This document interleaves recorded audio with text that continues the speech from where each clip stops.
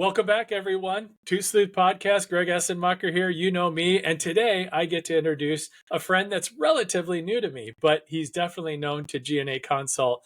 My director of operations knows him well and has worked with him in the past. And it's none other than Daniel Richards. So who is Danny? Danny began his career in financial services at the age of 23 and has always had a passion for helping people find their peace of mind in their financial future. And boy, couldn't we all use a little bit of that right now. He was a top producing advisor and managing director for Northwestern Mutual Wealth Management Company. He founded CFO Dental Partners in 2015 after seeing a growing need amongst dental practices for long-term business support. One thing that Daniel loves is about working with dental practices is the amount of stress relief it provides to practice owners. And boy, I tell you what, when we meet them, there's usually a lot of stress involved, right? You can almost visibly see the weight being lifted off their shoulders, he says. To him, it's an honor to work with so many hardworking professionals and help them see more success. This just so aligns with what we do here at G&A Consult. Thanks so much for putting that in there, right? Daniel and his wife, Lynlee, live in Meridian, Idaho with their 5 children. Welcome to this show, Danny. Thank you so much for being on today. Thanks, Greg. Appreciate it. I love when people put in their preface for me to be able to share a little bit about them, like the visuals. I'm a visual guy. And so literally seeing weight being lifted, especially when it comes from finance. So I'm going to jump right into something that you didn't even share with me ahead of time. There are so many pieces to the money piece, right? So at G&A Consult, we focus on getting more cases, right? Turning those leads into consultations, the consultations into starts, right? So the production side, right? We want to see the production and the revenue side and collections, of course. But we also look at those P&L statements and how can we reduce costs, right? Because you save $1 and it's worth the 5x on the EBITDA whenever there's some, outlay, right? And we look at cash flow. So there's a whole bunch of pieces. But from your perspective, right, from what you're looking at, there's a couple of different functions. And I was talking with somebody on LinkedIn. We were going back and forth about the different financial functions that are necessary in a dental practice. Can we just start there? Let's start with some basic foundation, and then we can leap off from there if you don't mind. No, absolutely. It is interesting how when we work with a practice owner and you see that the burden that the function of money causes inside the practice. And it seems like the most of the stress that the practice owners have don't center around their exceptionally high training as a clinician, right? Most of that stress happens around money and team and marketing and all these things, right? And so like the function of money inside of that practice and their relationship to the information that the finances are supposed to provide is very unclear, right? Like how that's supposed to provide instrumentation to them in the way that they fly their plane, right? Those dials on the dashboard there, it's not telling them a story that is helping to relieve stress. It's almost like it's adding stress. They go to it to try and help them relieve stress, and it adds more, compounds, because it's like, well, I know this is trying to tell me a story that's supposed to result in action, and I have to trust it. And they look to diagnose and treat that problem in their practice the same way that they would a patient, but it's not giving them the information they need to diagnose and treat that problem. Well, and I love that you bring up the point of, what you're talking about is the business side of dentistry. And that's really our tagline at the Two Sleuth Podcast. Let's see if I can say my own podcast name and get that out today, good. right? Yeah. You like that? The Two Sleuth. I'm going to get blown up on socials for that. That's okay, guys. Throw it out there. I can handle it. But what, you really hit the nail on the head there, because there's the clinical aspect of the businesses that they run. But then there's the non-clinical. You talked about money. You talked about the teams. You talked about marketing and all the things that go with it that are outside the clinical scope, if you will. And what I heard you say, I'm going to put some words in your mouth and you can correct me, but the numbers speaking to them, what are the numbers saying to help them drive good business decisions? Just like we work with them on the metrics, like what are the metrics saying in their marketing of like the lead conversions and the show rate and the scheduling and the production and the average arch costs? Like, what are those numbers telling you of where to put gas on the fire and where to put out and dampen, smoldering urges, right? Of when to buy equipment, when to change technology. And so those pieces that I wanted to drive at for you are, so there's basic, data entry functions into their practice management system. How are they keystroking properly? And then there's, and I'm not the expert, so I don't want to, tell you what, to tell the listening audience, but then there's basic bookkeeping functions of where are they categorizing things. And then there's that higher level function of more of like an accountant, CPA, type of situation. So could you just describe some of those functions and how they interrelate and how somebody, an individual practice owner, let's start there, of what they should really be looking for to make sure that their financial house is in order? Yeah, absolutely. So if you look at the practice as say a major corporation or the White House, right? You have a team of people who are there to provide you information to be able to make decisions. And if you're the CEO, you are in charge of the vision, right, of the organization. You should be spending a majority of your time, when the practice owner has to put their CEO hat on, it's all futurist narrative, right? It's all having, where am I taking this? And the information they need to be able to stay in that futurist narrative needs to come from their executive team, right? It should come from their CFO, comes from their chief operations officer, chief clinical officer, chief marketing officer, right? And in a lot of practices, it's for solo practice owner. They are all of those things They're in the a lot of entire ways, C-suite. right? Their whole C-suite office. Yeah. What we like to see is they have, so for us, obviously, we're an outsourced CFO. So we would, for our practice, fill that seat. And the team that reports to us is the bookkeeping and the payables and the payroll and some of the HR functions and some of those things that are kind of operational team related.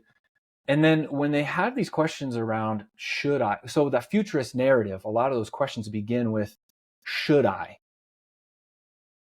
Should I expand into more operatories? Should I buy a new piece of equipment right now at the end of the year? Because my sales rep is telling me it's a great Good deal. old Section 179, right? Yeah, Isn't that what it's my called? accountant says, hey, I can write this whole thing off right now. So should I, right? A lot of those futurist narrative questions. Well, in order for me to answer that, I need data that comes from some of those team members. I need data from the books where my bookkeeper had been entering those transactions. I also need to know that they're in the right place, right? Otherwise, that data that it's giving me isn't real. If I'm trying to analyze, do I start 3D printing instead of sending it out to a lab, or do I change labs, or do I buy a CEREC and I'm going to do more of this stuff in house? I Well, can't look at. and I got to butt in there, right? Because then Yeah. you talk about lab costs. And if you're talking about a general dentistry practice, and, there's plenty of organizations that help with scaling and is it time and everything you've said. But the next level is once they start adding full arch, right? Then full arch is a whole different ballgame because the percentages of their overall revenue that they spend on marketing for direct to consumer, if they're not referral network, and the percentage of their lab costs and are not nearly the same of what they are on the GP side of a practice. And so then it's, do you have separate functionings or does it skew the numbers? And as you grow full arch compared to the percentage of overall revenue, those types of things, that's what I'm getting at. Is that what you're finding too? That just, you have to look at what is their treatment mix and all of that. How do you differentiate that and work with and guide the bookkeepers and all of that to be able to get to the should I love that you said that because I always say don't should all over yourself. It smells bad. But the fact that you put should I, we can have the conversation on this platform. But are you finding that too with practices that you work with of identifying, especially the lane that we're in? And I talk all about full arch because that's the lane I've been in for a decade and how we help clients. Like, so talk to me a little bit about some of those subtleties of adding different treatment mixes and the investment in CapEx and how do they, what is it called? when you pay for it over a period of time onto your balance statement rather than taking the hit all at once and Yeah, amortize. depreciation. Yeah, Depreciation. Thank you. depreciation, Not amortization. Yeah. amortize. I was going the other way with it. Oh, That's same. why It's we the need somebody smarter than me on amortization here. yeah. Yeah, yeah, yeah. No, it's EBITDA. EBITDA's throwing the whole industry for a I loop know, there, right? so it's the hot topic of it. I know No, you're absolutely I had to throw that word out there just to make myself sound smarter today, Danny. yeah. Thanks for letting me Hey, do that. I love it. I love it. Yeah. So it's a great point. So we have in our general practices who are starting to adopt more ancillary services, things like airway dentistry, full arch, these really high end cosmetic or large case.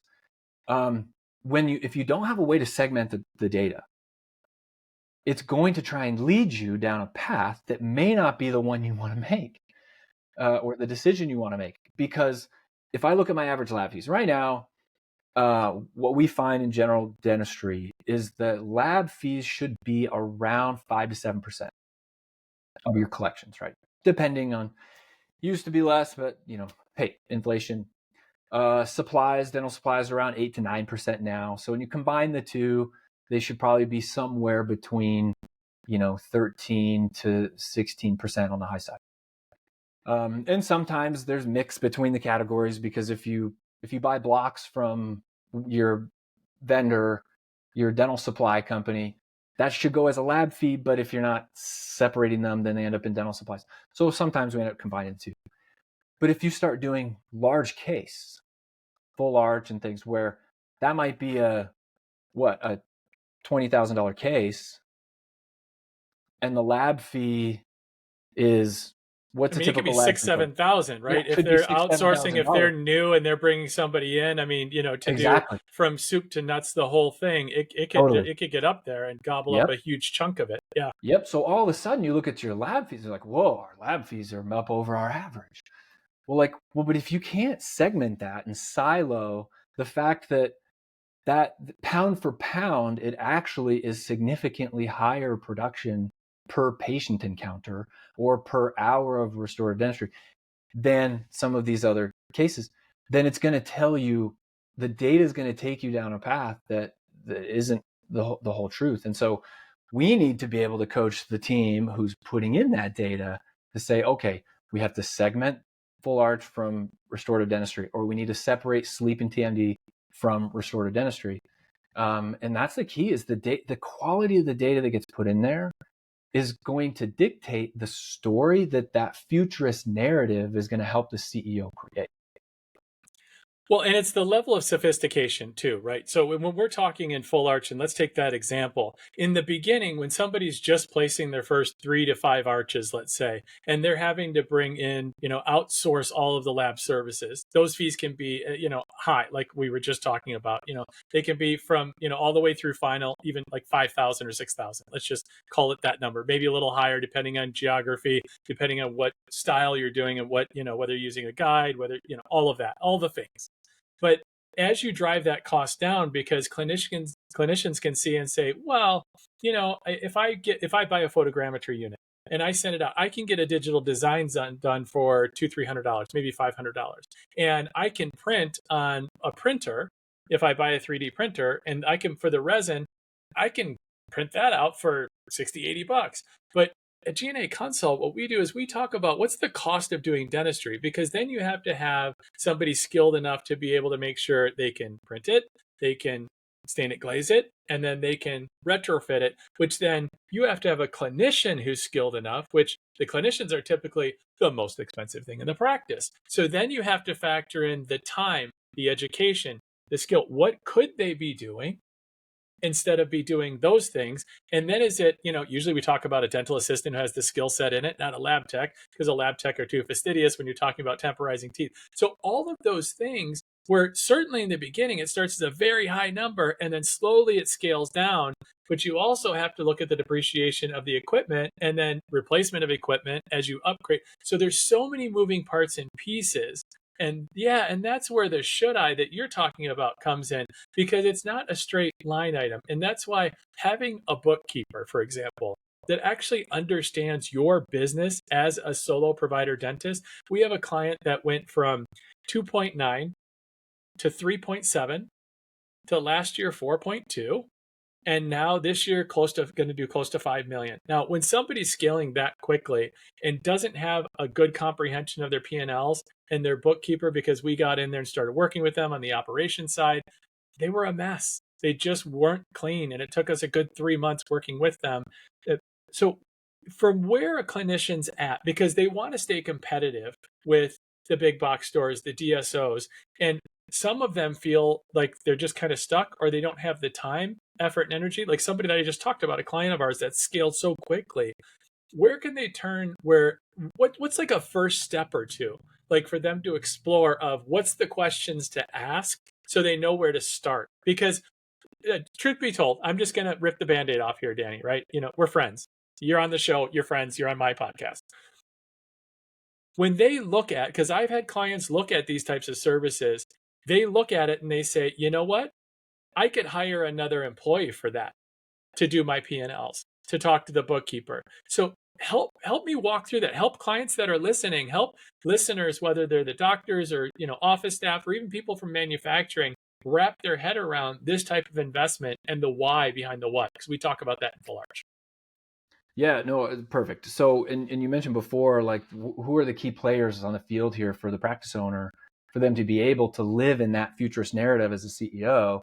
So there's something that you have to understand inside the operation of the practice, and to compete with these large organizations, DSOs, these ever-growing DSOs, whereas a practice owner, sometimes they feel like their only option is to join them, right? Well, you don't have to, and talk more about that, but in order to have the data that you need, to have the data they have in order to compete.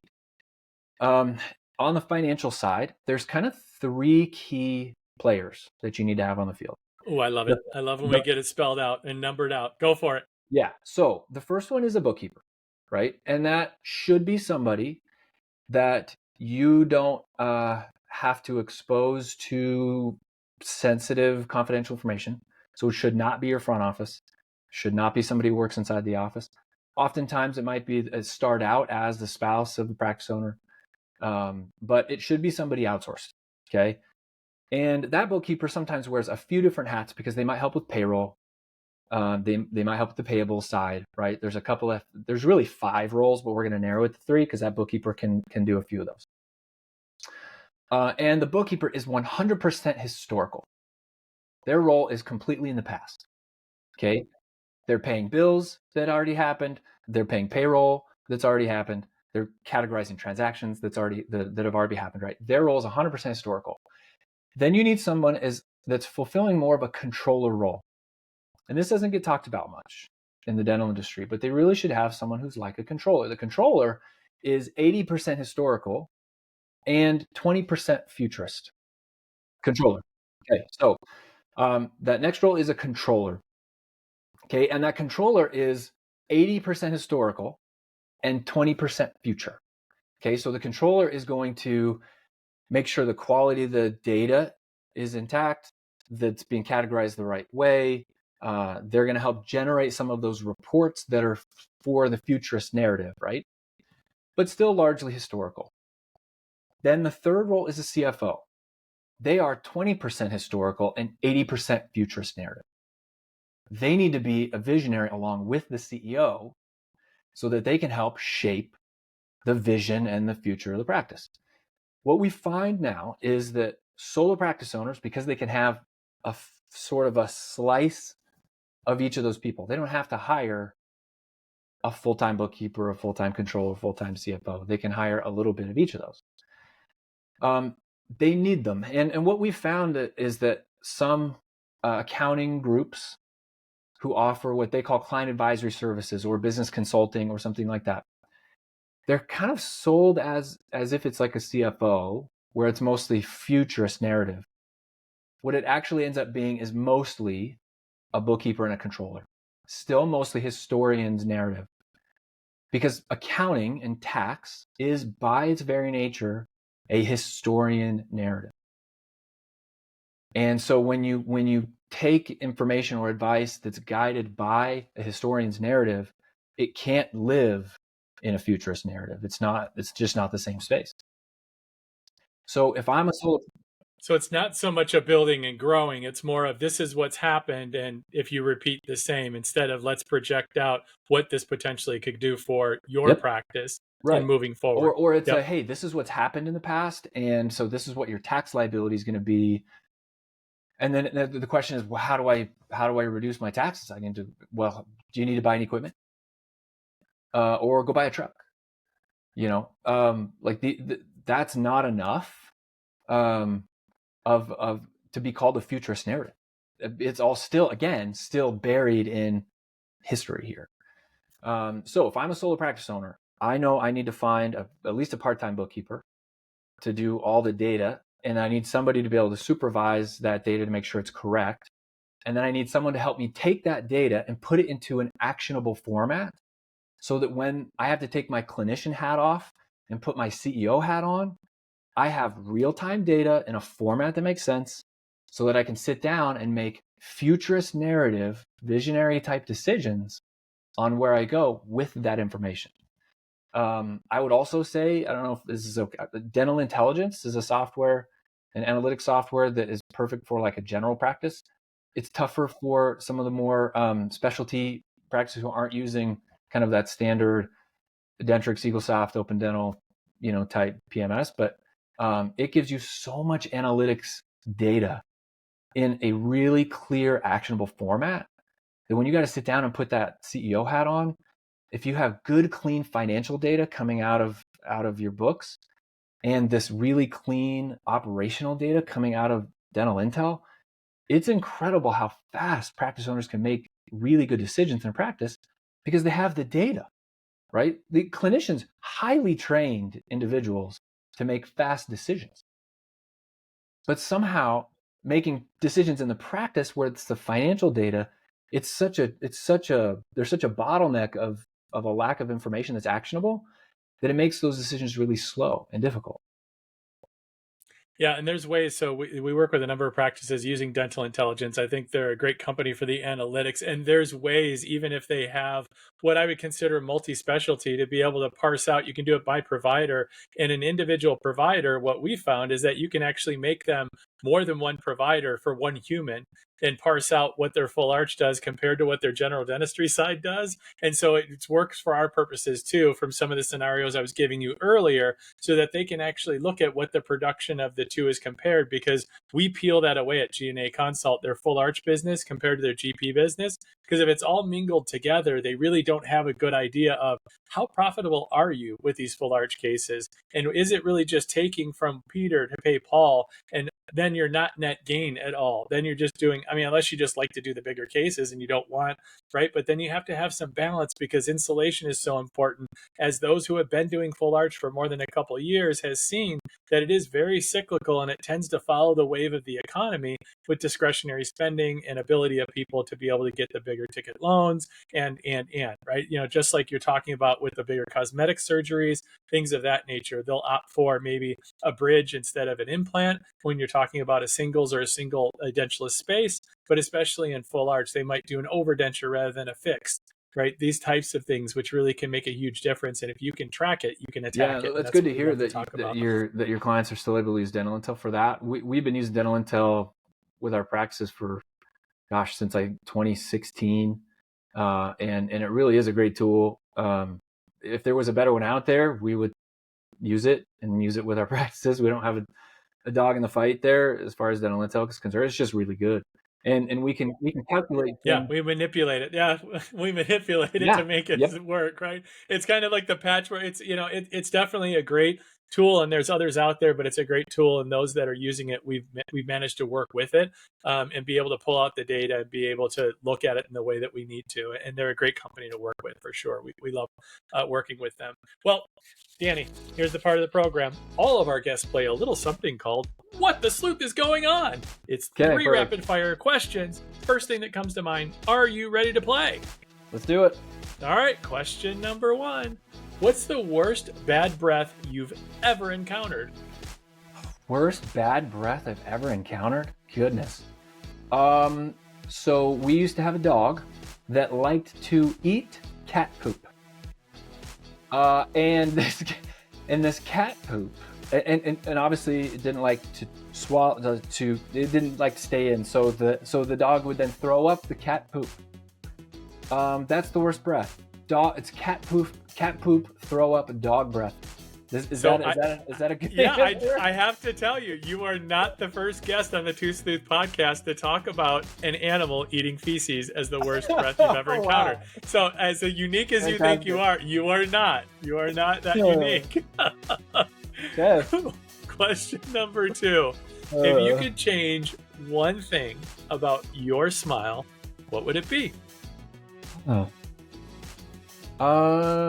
Sometimes I smile like a half smile. Sometimes both sides don't go up all the way. So maybe that. I'm fairly, maybe the bottom teeth are not like perfectly straight. So other than that, I'm pretty happy actually about my smile.